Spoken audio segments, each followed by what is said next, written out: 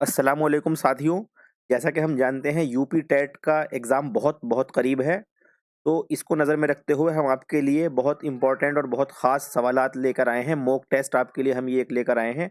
आइए इसको शुरू करते हैं। इसमें सवाल नंबर 1 है, मुंदरजा ज़ैल में से उर्दू ज़बान का ताल्लुक ज़ुबानों के किस ख़ानदान से है? तो यहाँ पर सही जवाब है ऑप्शन ए, हिंद आर्याई से। उर्दू ज़ुबान का ताल्लुक हिंद आर्याई से है।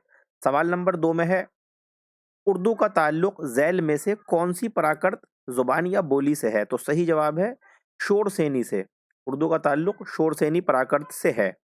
सवाल नंबर 3 में है, उर्दू ब्रज भाषा से निकली है, ये कौल किसका है?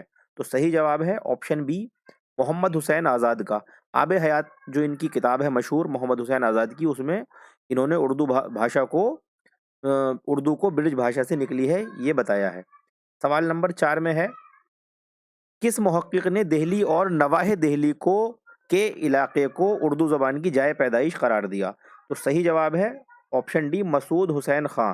जब भी देहली और नवाहे देहली, गिरदो नवाह देहली के गिरदो नवाह की बात आए, तो उर्दू ज़बान का ताल्लुक को वहाँ से जो करार दिया है वो मसूद हुसैन खां ने दिया है। अब सवाल नंबर 5 है, पंजाब में उर्दू की पैदाइश का नज़रिया किसने पेश किया? तो सही जवाब है ऑप्शन ए, महमूद शिरानी ने। पंजाब में उर्दू महमूद शिरानी। सवाल नंबर 6, उर्दू की विलादत के ताल्लुक से नसीरुद्दीन हाशमी ने कौन-सा नज़रिया पेश किया? नसीरुद्दीन हाशमी ने ऑप्शन डी, दक्कन में उर्दू का नज़रिया पेश किया। Option D.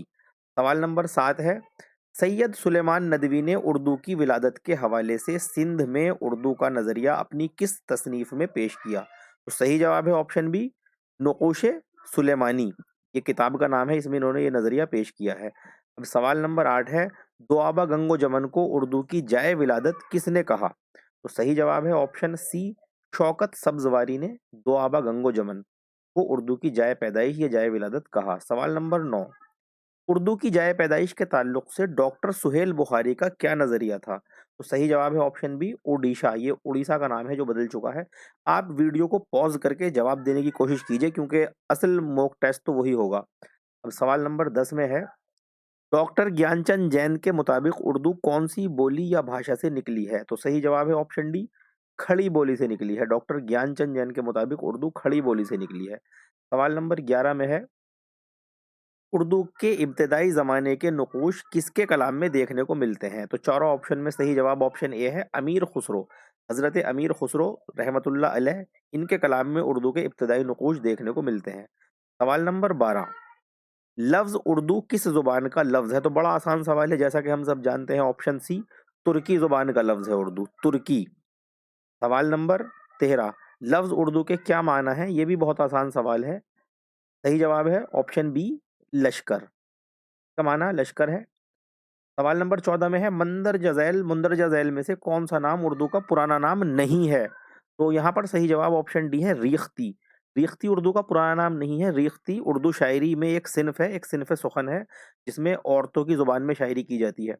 लेकिन यहाँ पर समझने की बात ये है कि बाकी 3 नाम जो हैं, उनका ताल्लुक उर्दू के पुराने नामों से है। हिंदुस्तानी भी उर्दू का पुराना नाम कभी रहा है किसी ज़माने में, हिंदवी भी और रीख्ता भी। तो ये हमें याद रखने हैं, सवाल इनमें से भी आ सकता है। सवाल नंबर 15, उर्दू की लिसानी इनफ़िरादियत के हवाले से कौन-सी बात ज़्यादा दुरुस्त है? तो सही जवाब है ऑप्शन ए, लिसानी आवाज़ों की कसीर तादाद का इंजज़ाब। जैसा कि हम देखते हैं कि उर्दू में बहुत सी लिसानी आवाज़ें जो हैं वो जज़्ब हो गई हैं उर्दू के अंदर, उर्दू का हिस्सा बन गई हैं। यहाँ पर हिंदी से, संस्कृत से बहुत सी आवाज़ें आई हैं, बहुत से हर्फ़ आए हैं, और फिर अरबी से आए हैं, फ़ारसी से आए हैं, इसी तरह से तुर्की से। तो उर्दू के अंदर एक कसीर तादाद जो है आवाज़ों की, वो जज़्ब हो गई है। तो ये ऑप्शन ए राइट आंसर है। सवाल नंबर 16 में है, लिसानी मुताले किसकी तसनीफ़ है? ये बड़ी मशहूर तसनीफ़ है। ऑप्शन ए, ज्ञानचंद जैन की। ये सवाल भी अक्सर जो है वो पूछ लिया जाता है। सवाल नंबर 17, सबसे पहले उर्दू ज़बान के लिए लफ्ज़ उर्दू किसने इस्तेमाल किया? तो यहाँ पर सही जवाब है ऑप्शन डी, मुसहफ़ी ने। मुसहफ़ी ने सबसे पहले उर्दू लफ्ज़ का इस्तेमाल किया। सवाल नंबर 18, उर्दू लिखने के लिए ज़ैल में से कौन से रस्मुल ख़त का इस्तेमाल मुरव्वज है? यानी कौन से रस्मुल ख़त का इस्तेमाल ने रिवाज पाया है? तो सही जवाब है ऑप्शन बी, फ़ारसी रस्मुल ख़त उर्दू लिखने के लिए जो है, उर्दू लिखने में को रिवाज मिला है। सवाल नंबर 19, उर्दू अकबर के दौर में पैदा हुई और शाहजहां के अहद में इसने फरोग पाया। ये ख्याल किस अदीब का है और किस किताब में है? तो सही जवाब है ऑप्शन ए, मीर अम्मन का बागो बहार में। मीर अम्मन ने अपनी मशहूर तसनीफ बागो बहार, उसमें ये बात कही है कि उर्दू अकबर के दौर में पैदा हुई और शाहजहां के अहद में इसने फरोग पाया। सवाल नंबर 20 इस वीडियो का आखिरी सवाल है। मंदरजा झैल में से उर्दू पर हरियाणवी असर को किसने अहमियत दी? तो यहाँ पर मोहिउद्दीन कादरी ज़ोर का नाम है, मसूद हुसैन खां का भी नाम है, तो इन दोनों ने ही दी, तो यानी ऑप्शन सी राइट हो जाएगा। ऊपर के दोनों ने जो है इस उर्दू पर हरियाणवी के असर को बहुत अहमियत दी है। तो ये हमारे 20 सवाल इस वीडियो के मुकम्मल हुए। अगला मॉक टेस्ट अगले 20 सवाल लेकर फिर हम आपके सामने हाजिर होंगे। आप हमारी वीडियो को लाइक कीजिए, शेयर कीजिए और कमेंट कीजिए। अगर आपको कोई दिक्कत हो तो आप कमेंट के ज़रिए पूछ भी सकते हैं, और हमारे चैनल को अगर आपने अभी तक सब्सक्राइब ना किया हो, सब्सक्राइब कीजिए। इसी के साथ हमें इजाज़त दीजिए। अल्लाह हाफ़िज़, फ़ी अमानिल्लाह, वस्सलामु अलैकुम व रहमतुल्लाह।